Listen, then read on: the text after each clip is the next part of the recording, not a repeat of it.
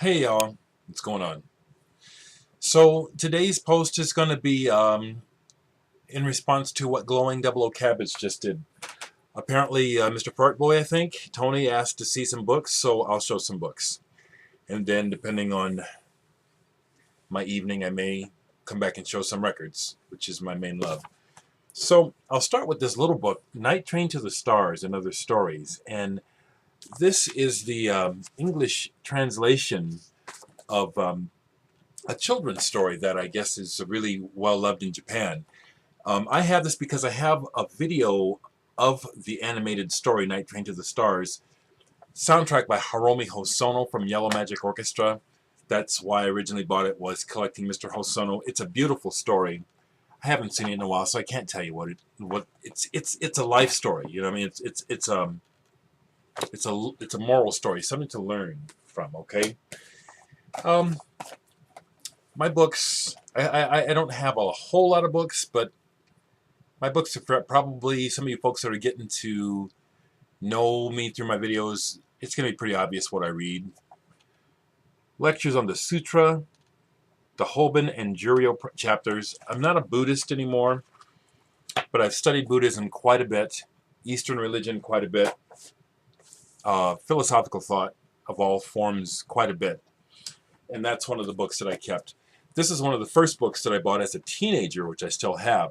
That was an introduction to Eastern thought. And this is Lobsang Rampa's book, Doctor from Lhasa. And if I remember this correctly, this is a Western man's personal journey through the East and his own gradual awakening to subtler and higher states of awareness. So that book was a real gate opener for me. This is a really good book. Thomas à Kempis, The Imitation of Christ. As I've said, I do not claim the title of any religion. I'm going to make my blatant statements because I just feel like it's my role. Man needs religion. God does not. This is a fabulous book about this man, Thomas A. Kempis's interpretation of what it means to live like Christ, which, quite frankly, is part of my personal manifesto. Now, believe me, y'all, I know that I'm a human. I know that I'm imperfect. I know that I have greatness, but I also know that I'm a hypocrite, and I know I'm an asshole too. But guess what? So is Christ. Are you feeling me, people? Okay, here's another one of my books. So this one was another very helpful book on understanding what Buddhism had to offer me, because most religions do. Open Heart, Clear Mind, Thupten Chodron. And this was written in a Western context to explain a lot of concepts behind Buddhism.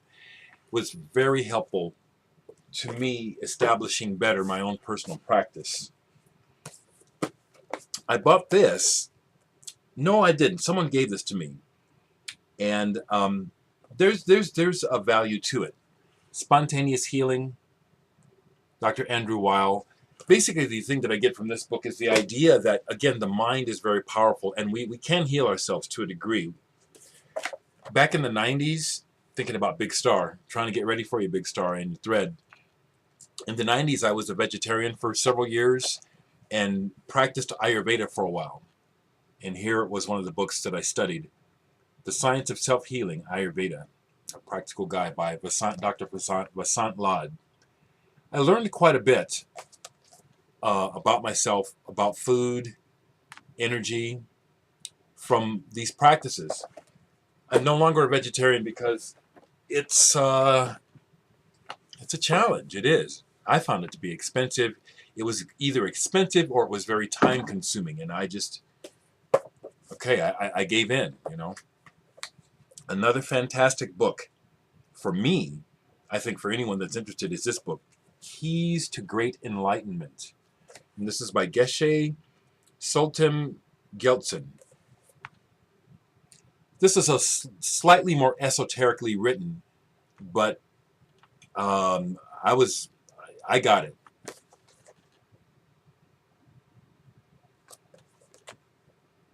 Keys to Great Enlightenment. Here I studied the life of this holy man from India. I am Harmony. I have to look and see what the fellow's name was. Babaji, yeah. Now see, I'm not a cult follower. I don't need to follow someone. I'm trying to understand life. And I learned a lot by reading about this man's life, Babaji. He had a whole following. He was the boy wonder guru and stuff. And I'm so glad I see right through that. You know, gurus are people that are supposed to be helpers, teachers, not to be worshipped. And I think that's why I left the church, is that there's no purpose in worshiping God. I really don't think God needs us to worship him. I think what we're supposed to do is try to get our shit together. Okay, another author whose books have been helpful to me, Alan Watts, Nothingness.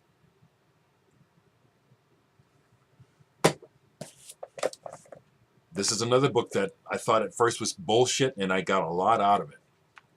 Awareness, The Perils and Opportunities of Reality by Anthony DeMello. And the back title says it all, what the book is about. Wake up! Couple more things on that, and then I'll end with a couple books from the other part of my collection, which I have quite a few of, but I pulled these because these books are about the essence of who I am and what I'm trying to be about, which is I don't want to hurt nobody, and I want to live as right as possible. And I believe that no one can tell me how to do that except for me. I can get guidance from all of you, but nobody knows. Nobody on this planet knows a fucking thing beyond what you know, which is no more than what I know. Is that arrogant? Some of you may think so. I don't think so. I think that's very truthful, very direct. I just think that some people just can't handle it. Ain't nobody on here has any secrets. We're all trying to figure it out. How to practice Zazen. This is a fairly practical guide. I do have a sitting practice as well as some other personal things. And then I read this. This was recommended to me, translated by Thomas Clearly. The Book of Leadership and Strategy, Lessons of the Chinese Masters. Is there anything of value in here? Damn straight there is. This was a good book. This was very helpful. I ought to read it. Might read it again. Another book that I have, Bobby's World, A Bird in the Hand, a Lift a Flat book. Now the reason why I have this is I've mentioned some of you who've been watching my videos, you saw when my sisters came in town earlier this year, Adrian and Stephanie. So Stephanie is the one that some of you guys know. She interacts here. But my other sister is Adrian Norman, and she and her husband illustrated this book. She works for Disney. He's retired. But this is one of the books that this is my sister's work, and she's just so good. And it's just one of those really neat little books for kids where you can read the story, then you open the flap, and those are her illustrations. I am so proud of my sister. So that's why I have that. As a fanatical collector, just like Genesis, I would collect Yellow Magic Orchestra books. And when I was in Japan, I picked up some books. I can't read Japanese, so I don't know what these books are. I just wanted them for my collection. And this is a book about YMO. And let's see, what is the name of this? Push the Button. And that's Sakamoto in the background there. Don't know what the book is about.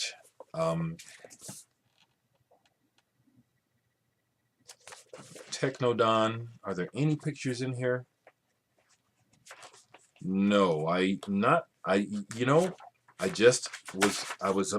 was being a fan. I was fanatical about these guys and wanted anything I could get my hands on about them. So I bought this book.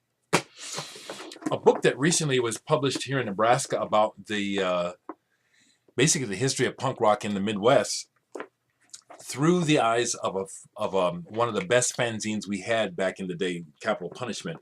They put all the fanzines together and bound them in a book and called it this, The Complete Capital Punishment, A History of Nebraska Punk.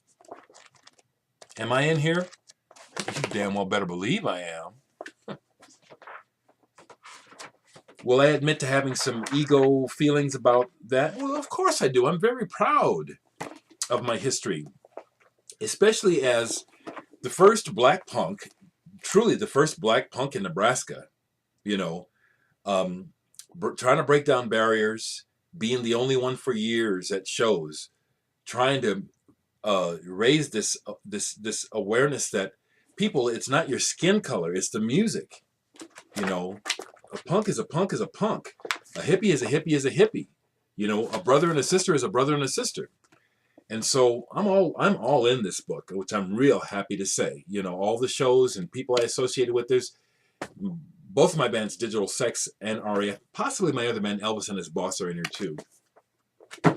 And the last book I'll show is, I bought this from the author. He contacted me through MySpace back when he was putting the book together and trying to get pre-orders so he could get it put out. And it's this book on Van de Graaff Generator, the Van de Graaff Generator book. And this book is excellent. It's a labor of love. It's chock full of information, pictures. It's chronological. Lots of information. If you're not interested in the band, it can be a little boring. The writing style, in my opinion, could have been a little more entertaining, but it's chock full of information, which is what I want. So there's some books for y'all. You know, you want to leave me some comments? I love them.